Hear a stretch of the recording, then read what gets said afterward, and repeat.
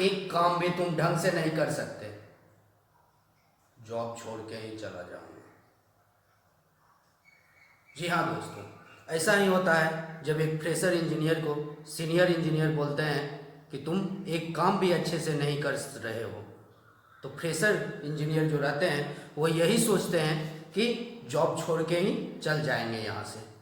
ऐसा क्यों होता है, इसका रीज़न क्या है, तो चलिए हम आपको बताते हैं। अगर उससे पहले आपने मेरे इस चैनल को सब्सक्राइब नहीं किया है तो प्लीज़ सब्सक्राइब करें। फ्रेशर्स के साथ क्यों होता है? फ्रेशर के साथ इस तरह का इसलिए होता है कि वो कॉलेज में पढ़ के आते हैं, उन्हें तो काम करने का कभी भी आदत रहता नहीं है। साइट पे जैसे ही आते हैं उनसे बहुत सारा वर्क कराया जाता है। वर्क कराने के बाद जब उनको बोला जाता है कि तुम काम अच्छे से नहीं करते हो, इसका मेन रीज़न ये रहता है कि फ्रेशर को लगता है कि उसने काम सही किया है तो वो क्यों सुने, उसको बुरा लगता है। बट उसके सामने जो एक्सपीरियंस वाले हैं उनके पास बहुत ज़्यादा ही एक्सपीरियंस है, तो उनको पता है कि इसने कहाँ गलती किया है। और फ्रेशर क्या समझते हैं कि मैंने तो कोई गलती किया नहीं, फिर भी हमको सुनना पड़ रहा है, मैं यहाँ जॉब नहीं करूँगा। और जिनके पास एक्सपीरियंस है वो समझ रहे हैं कि फ्रेशर ने कहाँ गलती की है। तो अगर आप मेरे से पूछिए तो मैं अपना एक्सपीरियंस आप लोगों के साथ शेयर करता हूँ कि जब मैं फ्रेशर था और मेरे साथ इस तरह का होता था तो एट ए टाइम मुझे भी इसी तरह का फील आता था कि जॉब छोड़ के चल जाए।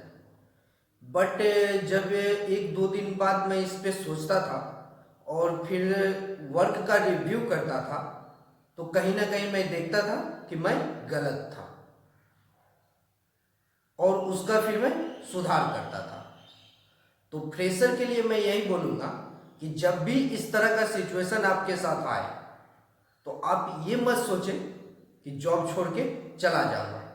हाँ, आपको बुरा लगेगा क्योंकि आप भर दिन धूप में या इधर उधर काम करके उसके बाद आप वर्क का डिटेल दे रहे हो, फिर भी आपको सुनने को मिल रहा है, तो ऑब्वियस सी बात है आपको बुरा लगेगा और लगना भी चाहिए भाई।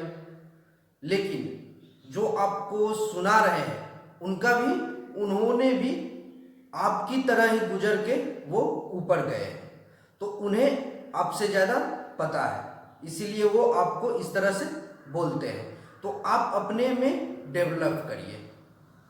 अगर आपको सामने वाले इस तरह से बोलते हैं तो आप देखिए कि आपने जो वर्क किया है उसमें क्या कमी है, क्या कमी के चलते आपको इतना सुनने को मिला है। तो वो चीज़ आप देखिए और उससे कुछ सीखिए, उसका डिटेल लीजिए, उसमें पूरा जो भी गड़बड़ हो रहा है उसको सुधारिए, सुधार लीजिए, उसके बाद आपको कोई दिक्कत नहीं होगा।